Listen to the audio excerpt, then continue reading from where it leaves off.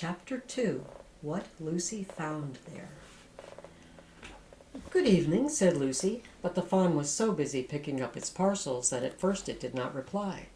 When it had finished, it made her a little bow. Good evening," said the fawn. "Excuse me, I don't want to be inquisitive, but should I be right in thinking that you are a daughter of Eve?" "My name's Lucy," said she, not quite understanding him. "But you are, forgive me, you are what they call a girl?" said the fawn. "Of course I'm a girl," said Lucy. "You are, in fact, human?" "Of course I'm human," said Lucy, still a little puzzled. To be sure," said the fawn. "How stupid of me. But I've never seen a son of Adam or a daughter of Eve before. I am delighted. That is to say," and then it stopped, as if it had been going to say something it had not intended, but had remembered in time. Delighted, it went on. "Allow me to introduce myself. My name is Tumnus." "I am very pleased to meet you, Mr. Tumnus," said Lucy. "And may I ask, O Lucy, daughter of Eve," said Mr. Tumnus, "how you have come into Narnia?" "Narnia? What's that?" said Lucy. "This is the land of Narnia," said the fawn, "where we are now. All that lies between the lamppost and the great castle of Cair Paravel on the eastern sea. And you have come from the wild woods of the west?" I got in through the wardrobe in the spare room," said Lucy. "Ah," said Mr. Tumnus in a rather melancholy voice, "if only I had worked harder at geography when I was a little fawn, I should no doubt know all about those strange countries. It is too late now." "But they aren't countries at all," said Lucy, almost laughing. "It's only just back there. At least, I'm not sure.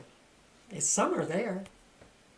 "Meanwhile," said Mr. Tumnus, "it is winter in Narnia, and has been for ever so long, and we shall both catch cold if we stand here talking in the snow.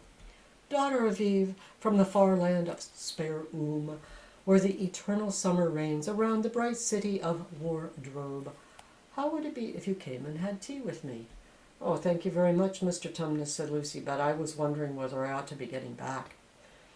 "Oh, it's only just around the corner," said the fawn, "and there'll be a roaring fire, and toast, and sardines, and cake." "Well, it's very kind of you," said Lucy, "but I shan't be able to stay long." "If you will take my arm, daughter of Eve," said Mr. Tumnus, "I shall be able to hold the umbrella over both of us. That's the way. Now, off we go." They had not gone far before they came to a place where the ground became rough, and there were rocks all about, and little hills up, and little hills down. At the bottom of one small valley, Mr. Tumnus turned suddenly aside as if he were going to walk straight into an unusually large rock. But at the last moment Lucy found he was leading her into the entrance of a cave. As soon as they were inside, she found herself blinking in the light of a wood fire. Then Mr. Tumnus stooped and took a flaming piece of wood out of the fire with a neat little pair of tongs and lit a lamp. "Now we shan't be long," he said, and immediately put a kettle on. Lucy thought she had never been in a nicer place. It was a little dry, clean cave of reddish stone, with a carpet on the floor and two little chairs, "one for me and one for a friend," said Mr. Tumnus, "and a table and a dresser and a mantelpiece over the fire, and above that a picture of an old fawn with a gray beard." In one corner there was a door which Lucy thought must lead to Mr. Tumnus's bedroom, and on one wall was a shelf full of books. Lucy looked at these while he was setting out the tea things. They had titles like "The Life and Letters of Silenus," or "Nymphs and Their Ways," or "Men, Monks, and Gamekeepers, a Study in Popular Legend," or "Is Man a Myth?" "Now, daughter of Eve," said the fawn, and really it was a wonderful tea. There was a nice brown egg lightly boiled for each of them, and then sardines on toast, and then buttered toast, and then toast with honey, and then a sugar-topped cake. And when Lucy was tired of eating, the fawn began to talk. He had wonderful tales to tell of life in the forest. He told about the midnight dances, and how the nymphs who lived in the wells and the dryads who lived in the trees came out to dance with the fawns. About long hunting parties after the milk-white stag who could give you wishes if you caught him. About feasting and treasure-seeking with the wild red dwarfs in deep mines and caverns far beneath the forest floor. And then about summer, where the woods were green and old Silenus on his fat donkey would come to visit them, and sometimes Bacchus himself, and then the streams would run with wine instead of water, and the whole forest would give itself up to jollification for weeks on end. Not that it isn't always winter now, he added gloomily. Then, to cheer himself up, he took out from its case on the dresser a strange little flute that looked as if it were made of straw, and began to play. And the tune he played made Lucy want to cry and laugh and dance and go to sleep all at the same time. It must have been hours later when she shook herself and said, "Oh, Mr. Tumnus, I'm so sorry to stop you, and I do love that tune, but I really must go home. I only meant to stay for a few minutes." "It's no good now, you know," said the fawn, laying down its flute and shaking its head at her very sorrowfully. "No good?" said Lucy, jumping up and feeling rather frightened. "What do you mean? I've got to go home at once. The others will be wondering what has happened to me." But a moment later she asked, "Mr. Tumnus, whatever is the matter?" For the fawn's brown eyes had filled with tears, and then the tears began trickling down his cheeks, and soon they were running off the end of its nose, and at last he covered his face with his hands and began to howl. Mr. Tumnus, said Lucy in great distress. Don't, what is the matter? Aren't you well? Dear Mr. Tumnus, do tell me what is wrong." But the fawn continued sobbing, as if his heart would break. And even when Lucy went over and put her arms around him and lent him her handkerchief, he did not stop.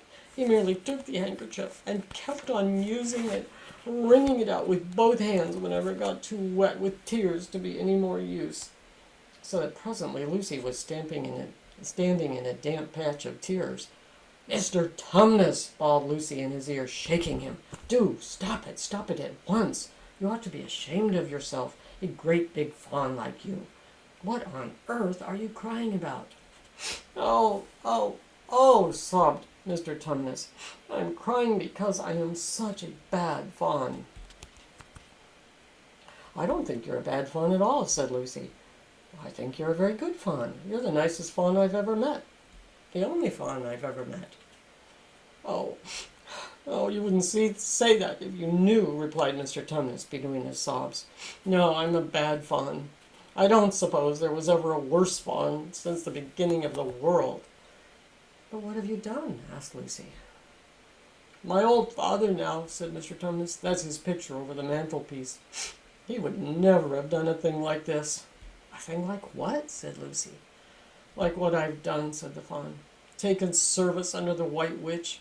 That's what I am. I'm in the pay of the White Witch." "White Witch? Who is she?" "Why, it is she that has got all Narnia under her thumb. It's she that makes it always winter, and never Christmas. Think of that." "How awful," said Lucy. "But what does she pay you for?" "That's the worst of it," said Mr. Tumnus with a deep groan. "I'm a kidnapper for her. That's what I am. Look at me, daughter of Eve. Would you believe that I'm the sort of fawn to meet a poor innocent child in the wood, one that has never done me any harm, and pretend to be friendly with it, and invite it home to my cave, all for the sake of lulling it asleep, and then handing it over to the White Witch?" "No," said Lucy, "I'm sure you wouldn't do anything of the sort." "But I have," said the fawn. "Well," said Lucy rather slowly, for she wanted to be truthful, and yet not be too hard on him. "Well, that was pretty bad. But you're so sorry for it that I'm sure you will never do it again." "Daughter of Eve, don't you understand?" said the fawn. "I'm doing it now.